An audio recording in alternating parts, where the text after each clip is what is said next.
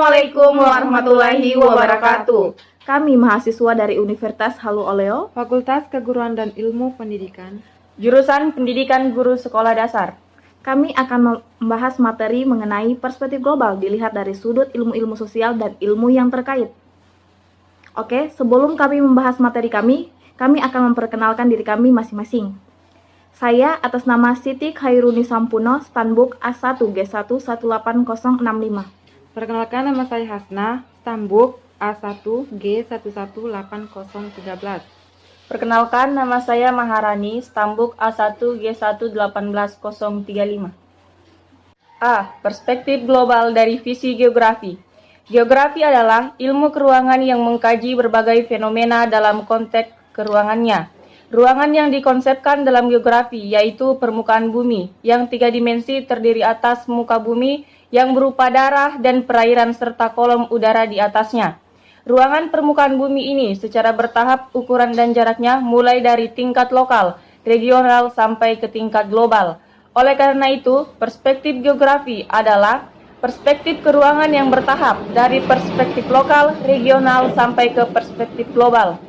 Perspektif geografi atau perspektif keruangan adalah suatu kemampuan memandang secara mendalam berkenaan dengan fenomena, proses, dan masalah keruangan permukaan bumi, baik masa lampau, saat ini, terutama untuk masa yang akan datang. Pendekatan yang dapat diterapkan pada perspektif keruangan ini, yaitu pendekatan sejarah dan kemampuan memprediksi. Urbanisasi sebagai suatu proses menurut W.J. Wawuruntu, Asyarif Puradimanja, Utom Rustam, yang dikutip dari buku Prisma pada tahun 1972, halaman 7-12, terjadi karena adanya 3 yang berkaitan satu sama lain.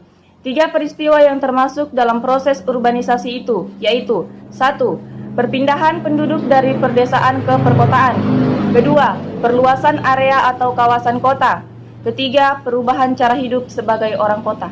B. Perspektif global dari visi sejarah. Menurut Immanuel Kant, sejarah dan geografi merupakan ilmu dwitunggal, artinya jika sejarah mempertanyakan suatu peristiwa itu kapan terjadi.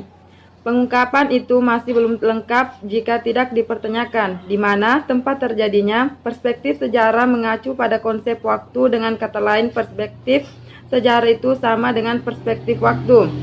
Pertama, waktu yang telah lampau. Selanjutnya, perspektif global dari sudut pandang sejarah tentang tokoh-tokoh, bangunan-bangunan terang, pertemuan internasional, dan peristiwa-peristiwa sejarah yang dimiliki dampak luas terhadap tahapan kehidupan global.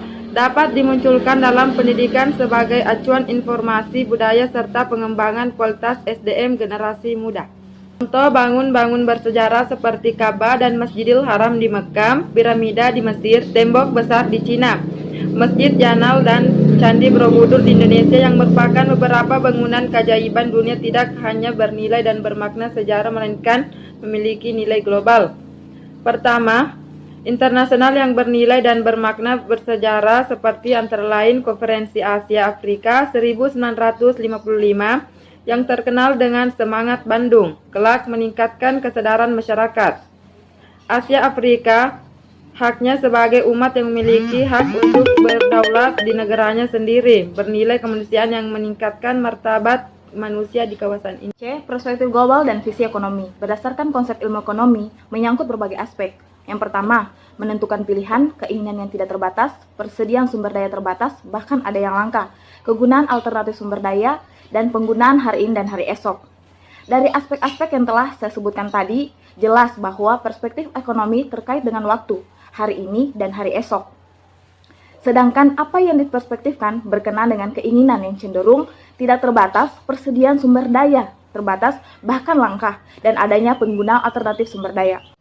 Dalam kondisi global yang penuh dengan kesenjangan, masalah dan tantangan, baik ekonomi, sosial, budaya, politik, maupun lingkungan hidup, pengembangan dan pembinaan akhlak menjadi kunci penyelamatan perspektif global ekonomi, berupa perekonomian pasar bebas, beralihnya kawasan ekonomi maju dari Atlantik dan Pasifik, dan kebangkitan ekonomi Asia Afrika. Penyiapan sumber daya manusia generasi muda Indonesia menghadapi abad 21 dengan arus globalnya wajib dirintis sedini mungkin. Sikap dan mental wira swasta harus menjadi ciri sumber daya manusia mendatang.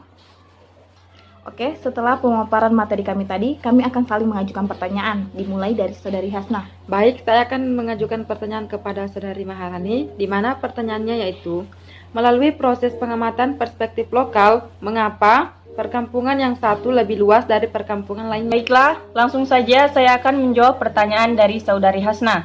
Melalui proses pengamatan perspektif lokal, kita dapat menyaksikan bahwa perkampungan yang satu lebih besar dari perkampungan yang lainnya, yaitu karena adanya jalan, alat angkutan atau transportasi, juga karena arus manusia dan barang. Di sini terjadi proses sosial ekonomi dalam bentuk interaksi antar penduduk atau manusia. Oke, selanjutnya saya akan mengajukan pertanyaan kepada Saudari Hasna. Bagaimana pandangan Anda mengenai perspektif global dari visi sejarah? Oke, langsung saja dari pertanyaannya yaitu, perspektif sejarah mengacu pada konsep waktu, dengan kata lain perspektif sejarah itu sama dengan perspektif waktu. Pertama, waktu yang telah lampau. Selanjutnya, perspektif global dari sudut pandang sejarah tentang tokoh-tokoh, bangunan-bangunan, terang pertemuan internasional, dan peristiwa-peristiwa itu. Mungkin itu saja jawaban dari saya. Baiklah, selanjutnya saya akan mengajukan pertanyaan kepada Saudari Nisa. Adapun pertanyaannya, bagaimana kita mampu mengembangkan peranata sosial untuk mengendalikan iptek sesuai dengan asas keseimbangan dan kelestarian? Oke, langsung saya akan menjawab pertanyaan dari Saudari Maharani. Perubahan dan pengembangan aspek yang bersifat material saja tidak memecah masalah. Oleh karena itu, wajib dikembalikan kepada manusia sendiri, terutama akhlaknya, kesenjangan, kerusakan, dan masalah-masalah yang terjadi dalam kehidupan serta lingkungannya itu. Harus dikembalikan kepada manusia sendiri, terutama kepada akhlaknya tadi. Terima kasih. Itulah pemaparan dari materi kami. Lebih dan kurangnya mohon dimaafkan.